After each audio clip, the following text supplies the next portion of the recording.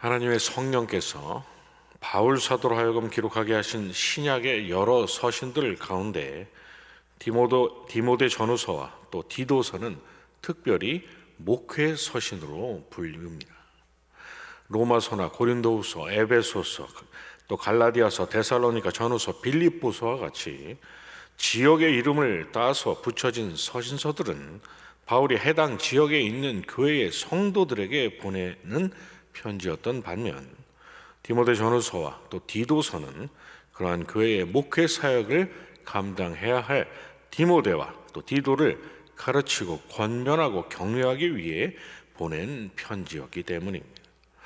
따라서 디모데 전후서와 디도서는 그들 두 사람뿐만 아니라 당대의 같은 사명을 감당해야 할 모든 목회자들을 향한 편지이자 또 시대를 초월해서 오늘날의 사역자들 모두를 향한 권면이라고 할 수 있는 것입니다. 자, 그렇다면 이렇듯 디모데 후서, 전후서와 또 디도서는 목회 서신이니 목회자를 제외한 성도들은 이 두 서신서를 읽을 필요가 없거나 또 강단에 선 목회자들은 굳이 이 서신서들을 본문으로 설교할 필요가 없을까요? 그렇지 않습니다. 왜냐하면 그러한 목회자들을 향한 권면 가운데 교회의 지체들인 성도들이 반드시 알고 깨달아 지키고 경계해야 할 여러 문제가 드러나 있기 때문입니다. 만약 교회든 성도든 그러한 문제들이 없다면 애초에 목회자인 그들 두 사람에게 이런 편지들을 쓸 이유가 없는 것이죠. 따라서 디모데후서 4장 2절 이하에서 때를 얻든지 못 얻든지 하나님의 말씀을 전하는 데 힘쓰고 가르치고 경계하며 경책하고 권하라 했던 디모데를 향한 사도의 권면은 말씀 전하는 자들로 세우심은 입은 목회자들을 통해서 배우고 또 각성하고 경계하는 말씀 중심의 삶을 살아야 한다는 우리 성도들을 향한 권면이기도 한 것입니다. 성도들이 이 땅에서 그러한 삶을 살아야 할 필요가 있기에 목회자인 디모데에게 그러한 권면을 사도가 했던 것입니다. 오늘 우리가 읽은 디도서 1장 역시도 마찬가지입니다. 장로들을 세우고 또 감독을 세우고 그들로 하여금 하나님의 미쁘신 말씀의 가르침 안에서 바른 교훈으로 권면하고 거슬러 말하는 자들을 책망하게 하라는 사도의 권면 또한 말씀의 삶을 살아야 한다는 우리 성도들을 향한 권면이었던 것입니다. 그렇다면 사도는 목회자 디모데에게 또 디도에게 그리고 교회의 성도들에게 왜 이처럼 공통적으로 반복적으로 말씀의 삶을 강조한 것일까요? 이유는 분명합니다. 디모데후서 3장 15절 이하에서 또 어려서부터 성경을 알았나니 성경은 능히 너로 하여금 그리스도 예수 안에 있는 믿음으로 말미암아 구원에 이르는 지혜가 있게 하느니라. 모든 성경은 하나님의 감동으로 된 것으로 교훈과 책망과 바르게 함과 의로 교육하기에 유익하니 이는 하나님의 사람으로 온전하게 하며 모든 선한 일을 행할 능력을 갖추게 하려 함이니라고 선언했던 것처럼 또 시편 119편 105절이 주의 말씀은 내 발의 등이요 내 길의 빛이니이다 라고 말씀하고 있는 것처럼 하나님의 말씀 외에 하나님의 교회를 목회해야 할 종들이 하나님께서 원하시는 대로 양들을 이끌 정확하고 또 오류가 없는 다른 지침이란 존재하지 않기 때문인 것이죠. 창세기로부터 요한계시록에 이르기까지 끊임없이 나타나 계신 우리의 굳건한 반석이신 예수 그리스도를 바라보는 것 외에 우리의 연약함과 원수의 속상함으로부터 우리의 구원의 확신과 천국의 소망을 지킬 다른 방편은 존재하지 않기 때문입니다. 그런데 여러분, 우리가 주목할 것이 한 가지가 있습니다.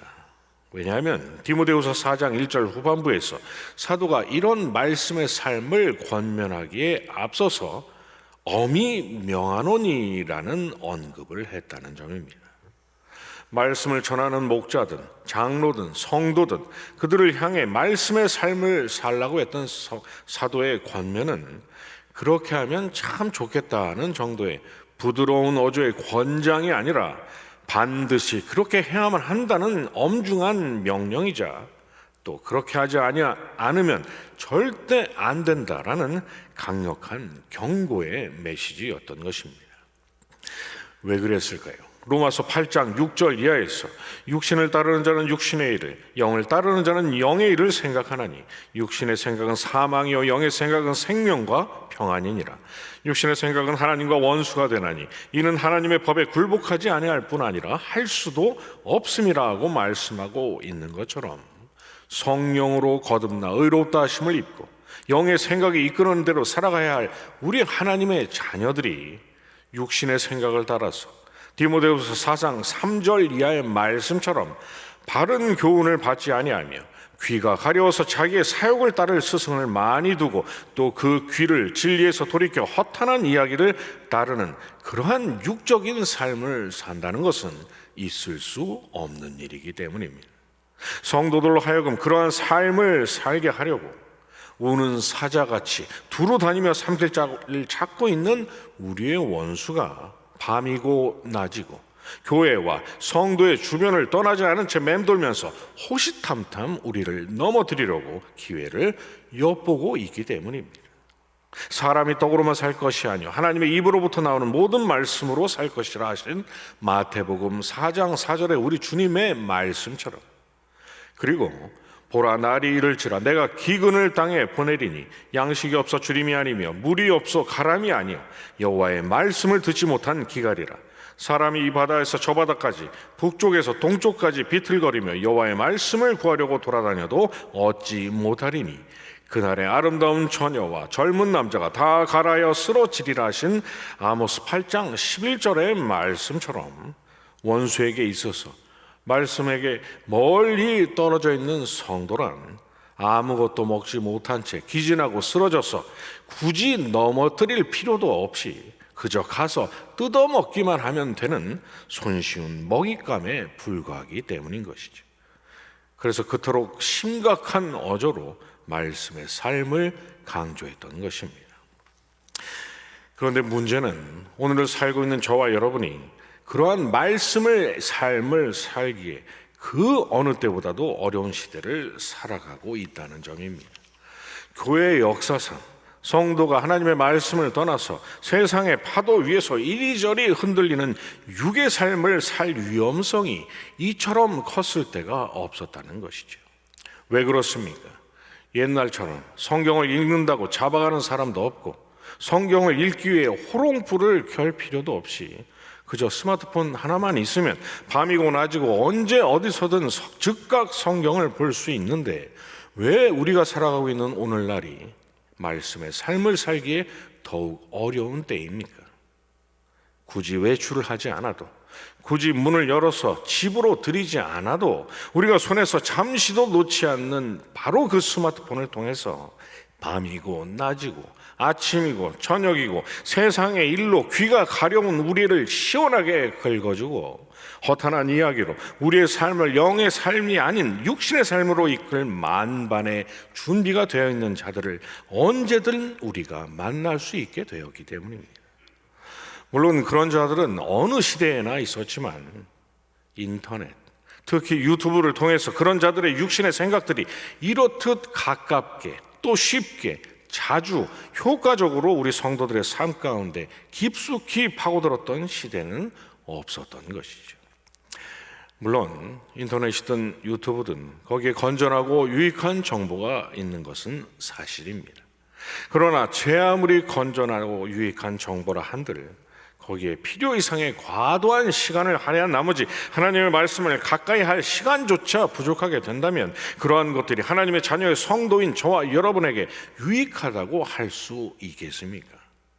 건전하고 유익한 정보도 그렇다면 영의 생각을 따라서 살아가야 할 우리의 심령을 육신의 생각으로 채우고 천국의 소망을 바라보며 살아야 할 우리의 삶의 방향을 온통 세상과 땅으로 향하도록 부추기고, 예수 그리스도께서 우리를 사랑하셨으니 마땅히 우리 또한 사랑과 자비함으로 가득 차 있어야 하거늘 그러한 우리의 마음을 온통 미움과 분노와 혐오로 선동해서 하나님의 뜻이 아니라 사람의 뜻대로 살게 하는 무언가가 거기에 있다면 우리는 그것을 얼마나 더 경계해야겠습니까?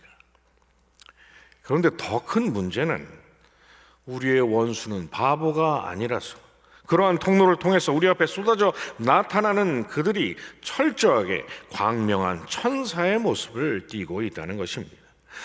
이마에다가 나는 원수의 수하입니다 라고 써붙여 놓았다거나 입으로 붙여 알라를 입에 올린다면 우리가 아예 처음부터 쳐다보지도 않을 텐데, 오늘 본문 16절의 말씀처럼 입술로는 하나님을 시인하고 예수라는 이름을 입에 올리니 우리 편인가 보다, 괜찮겠지 하면서 우리가 아무런 경계심 없이 마음의 빗장을 활짝 열어준다는 것이죠. 오늘 우리가 읽은 본문 10절 이하의 말씀처럼 그들은 실상은 온갖 불순종과 헛된 말과 속이는 말을 일삼는 자들이요, 예수의 이름을 팔아서 더러운 이익으로 자기의 배를 배불리려고 성도의 삶과 믿음의 가정을 불화하게 만드는 일을 서슴지 않는 자들인데 말입니다.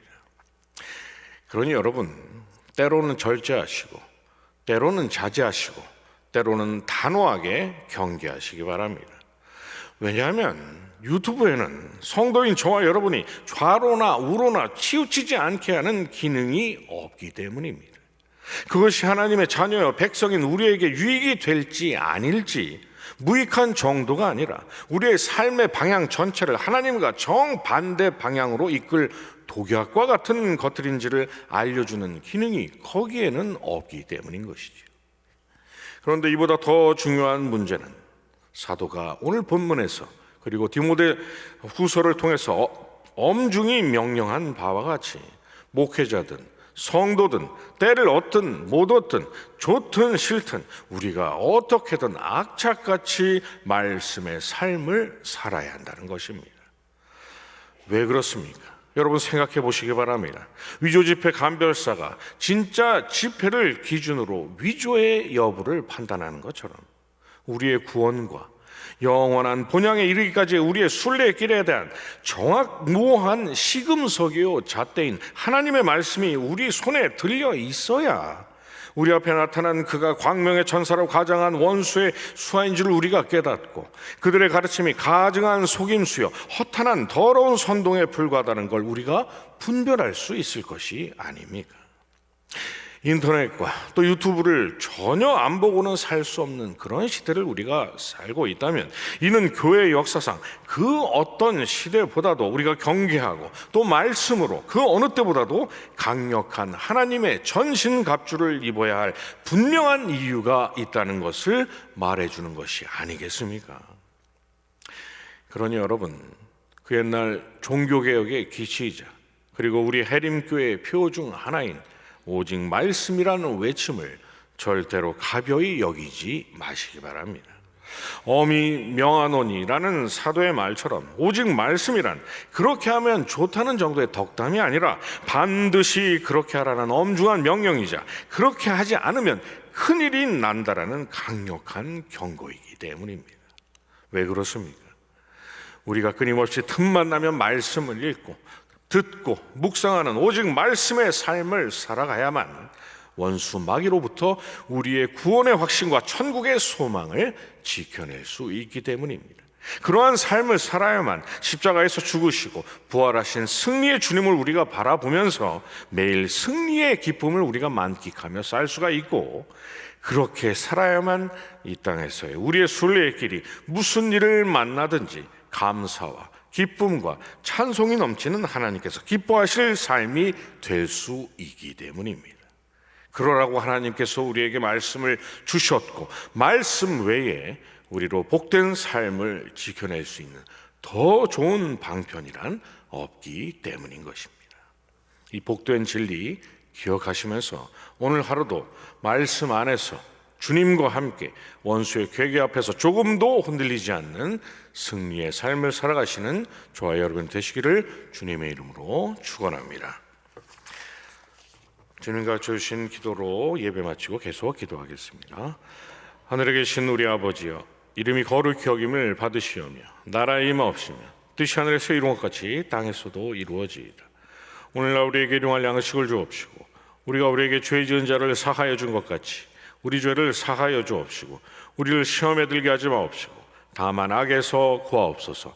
대개 나라와 권세와 영광이 아버지께 영원히 있사옵나이다. 아멘.